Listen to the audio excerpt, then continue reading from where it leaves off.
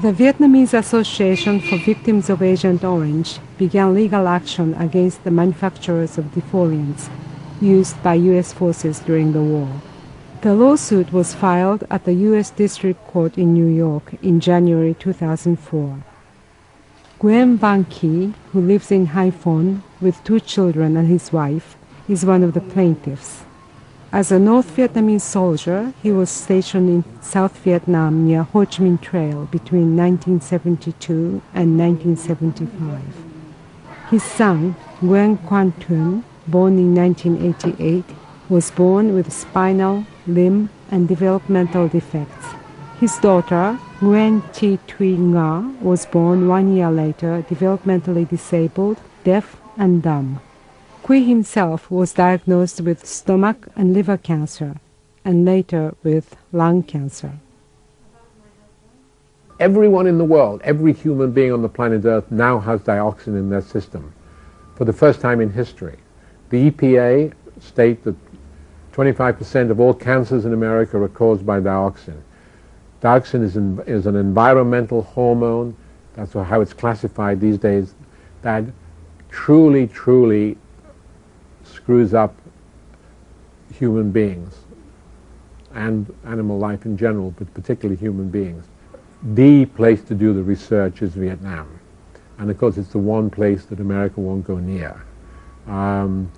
That's the place that holds the answers because of this group that wasn't sprayed and the group that was sprayed, and the difference between them, and the difference is the answers are to be found in Vietnam. But for political reasons, and only political reasons, the Americans won't go there to do that research. Because if they did the research, they would have to pay compensation, and that would, as it were, prove guilt. And that's the one thing America refuses to do, is to claim responsibility for what they did. When the spraying of Agent Orange was suspended in April of 1970, the U.S. Air Force had an inventory of 1.37 million gallons of the herbicide in South Vietnam. Under the operation named Pesa Ho, all of it was transferred to Johnston Island in the South Pacific in 1972.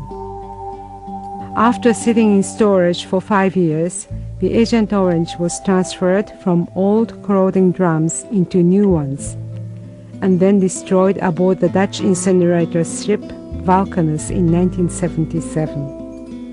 The United States Air Force was required by the Environmental Protection Agency to conduct extensive research on the environmental impact and the special safety measures needed to carry out this ocean dumping procedure.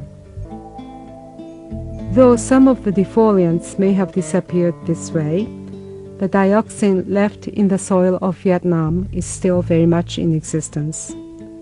It is affecting 3 to 4 million people in Vietnam even today, leaving irreparable scars in the environment.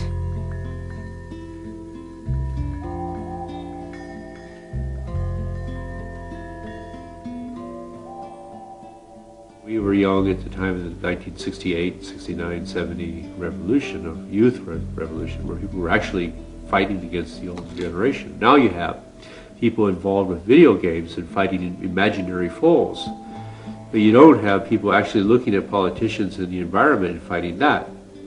So they've been diverted into a whole nother virtual reality rather than real reality. And it's very difficult to get a bunch of 20-year-olds or 30-year-olds to say, well, hey, you know, there are things going on in our society that are really, really wrong, and why don't we get them to see it?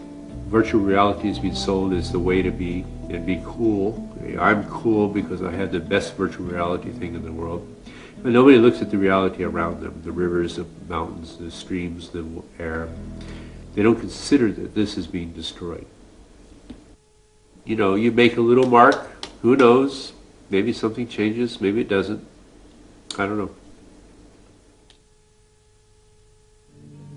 Where have all the soldiers gone? Long time passing.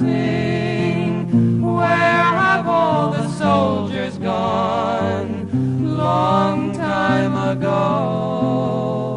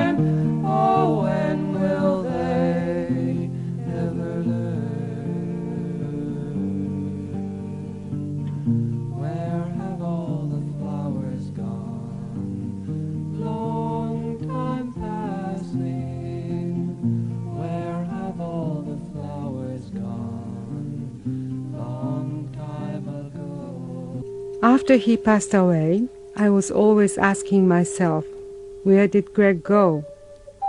In time, I came to realize that he did not go anywhere, for where could he have gone? All is connected. We are all part of one big thing, whatever we choose to call it. We may be helpless little creatures in the scheme of the big thing, but we are endowed with immense power once we come to recognize how we, human beings, are all we have for each other. Recognition and respect for life in all its diversity is all that is asked of us.